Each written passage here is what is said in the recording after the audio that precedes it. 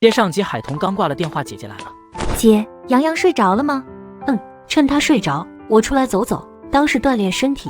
我现在每天跑步3次，管住嘴，努力减肥。那3年多的婚姻告诉我，咱们女人要懂得爱惜自己的身体，也要保持着经济独立，不要过分依赖着男人。信他们说我养你这种鬼话，早晚都会像我现在这样子。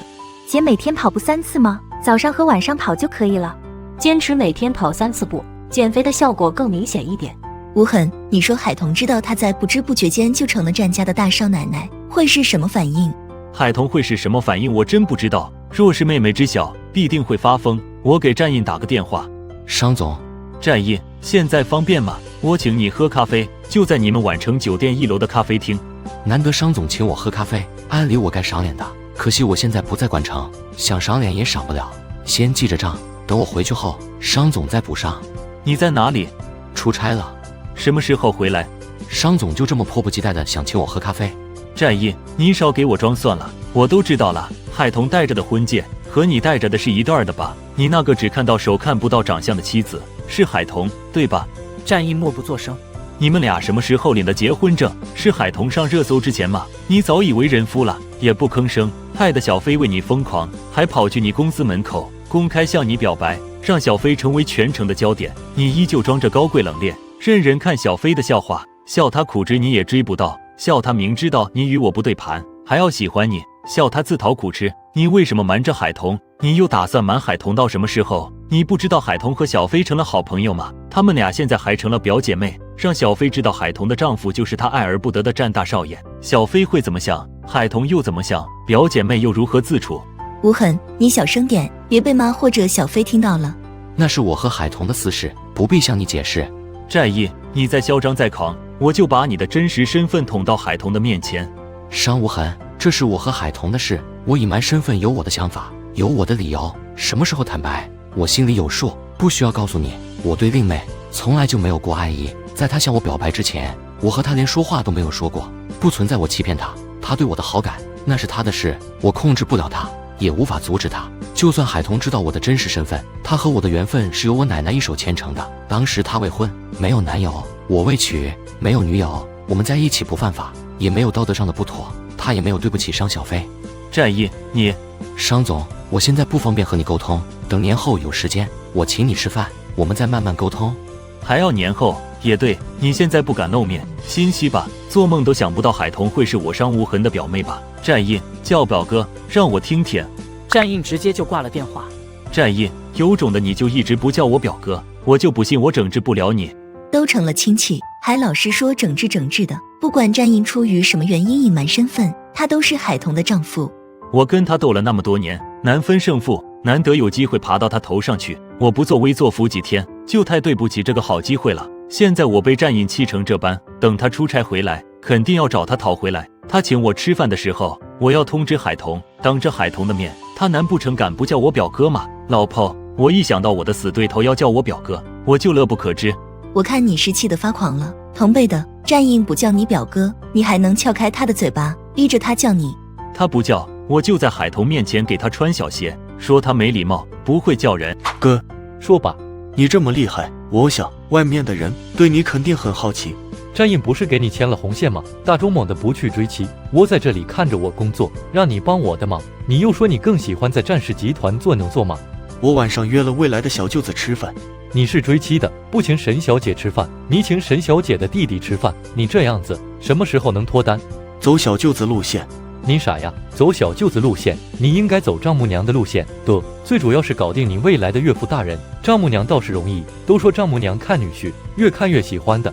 每条路线都走，到时候全家加工沈小军，他就只能躺入我怀里了。南少，这是商家大少爷派人送来的邀请函，商家明天晚上会办一场宴会，邀请南少参加。我的商家的宴会，商无痕特意让人送过来，明天晚上就办宴会，这么急的？商大少爷还让人带来一句话给南少。什么话？沈小姐也在邀请之列。商家的人走了，还在外面等着南少的答复。跟商无痕的人说一声，我明天晚上准时到。哈，我感觉我以后遇到商无痕都不能把他往死里对了。沈小姐与商无痕又没有关系，你刚刚说的那句话应该留给战印说的。你明白你哥我到现在都不想结婚的原因吧？那是大哥还没有遇到有缘人，你看看战印以前多硬呀，现在还不是老老实实的投降。海童只要不理他，他就发飙，一件事没有及时的说出来，他就能和海童吵闹好几天。沈小军和商小飞关系也不错，商家办宴会请沈小军是必然的，还给我送份邀请函来，就是为沈小军考虑的了。人家都给我制造机会了，我总不能再把人家往死里对吧？出来混的，迟早要还。我要出去了。大哥，你又去哪里？反正你不会喜欢跟着我的。我也出去买点东西，晚上给沈小峰带回去给他姐。逛街买衣服时遇到前夫和小三，是怎样的一副情景？爸爸，洋洋过来。海玲，你在买衣服呀？这个牌子的衣服可不便宜。是不便宜，不过有周红林分给我的100多万，我还是能买得起这些衣服的。姐，这套衣服很适合你。海童，你也不看看你姐那副身材，这套衣服她能穿吗？有钱没地花，也不是这样花法。姓叶的，你别以为我姐好欺负，我姐不屑与你争，但我不允许你欺负我姐。周红林，管好你的情人，别把我惹毛了，把他打得满地找牙。海童，你这么粗暴，你家男人知道吗？小心他不要你了。我家男人与众不同，就喜欢我的粗暴。红玲，你看，你前小姨子欺负我。姓周的，管好你女人，我不像我姐有那么好的忍耐性。彤彤，跟个疯狗计较什么？他可能是觉得别人小三上位要和原配撕扯，我这个原配爽快成全他，他觉得太顺利了，没事找事秀优越感，有什么好秀的？周红林不过是我不要的男人，把他比作鞋的话，也是烂鞋一双，我扔了，他捡回家还当宝贝呢。海玲，你看看你那副样子，也好意思来这里买衣服？这些衣服你能穿上，别糟蹋了衣服。麻烦帮我把衣服打包好，我买了。怎么不把这店里所有衣服都买下来？你不是认回了一个有钱的大姨吗？你大姨没有给你1000几百万逛街买衣服？你住别墅了吗？开豪车了吗？出入有保镖跟随了吗？有本事的就把这店里所有衣服都买了，否则我都看不起你。店里所有的衣服都给我外甥女打包起来全买了。大姨，商太太，小飞，你打电话通知我们家的保镖们，把我们家车库里的豪车都开过来。商太太，误会，商太太，我们不买衣服了，我们马上就走。刚才你是个死人吗？看着我被那对姐妹俩欺负也不吭声，不就是有个有钱的大姨吗？商家有钱又不是他海玲有钱，能狂到哪里去？还有海童，太讨厌了，你刚才就应该替我撕一撕他的，多管闲事，他男人是谁？别生气了，我带你去珠宝店挑婚戒，你喜欢什么样的我们就买什么样的婚戒。你不知道海童是学过散打的，厉害的很。虽说我是个大男人，但我没有学过拳脚功夫，我打不过海童的。海童的男人严肃冷漠，也是个不好惹的人。你想干嘛？我想破坏海童的婚姻，他们现在有个有钱的大姨当靠山，我明面上斗不过他们，我可以暗地来，他们让我不高兴，我也不让他们好过。战役那样的男人怕是不好勾引的。我给他挑一个有着天使面孔、魔鬼身材的，保管他满意。佳妮，别生气了，就算海玲认回了大姨，他大姨也有儿女，他又分不到他大姨的家产，一样会是个穷鬼的。我告诉你一个你喜欢听的消息，海玲从陆氏集团出来了，他在里面干不下去，被我花钱请人整治的他带不下去，自己辞职出来，现在还没有找到工作。就算有我分给他的100多万元，他估计会买房子，把钱花完又找不到工作，除非他大姨一直养着他，否则他都不会有我们幸福的。100多万在宛城市中心买房，连首付都不够吧？我有个姐妹前段时间才在最繁华的地段买了套2手房，是学区房，就70平方，都要500万，把我吓了一大跳。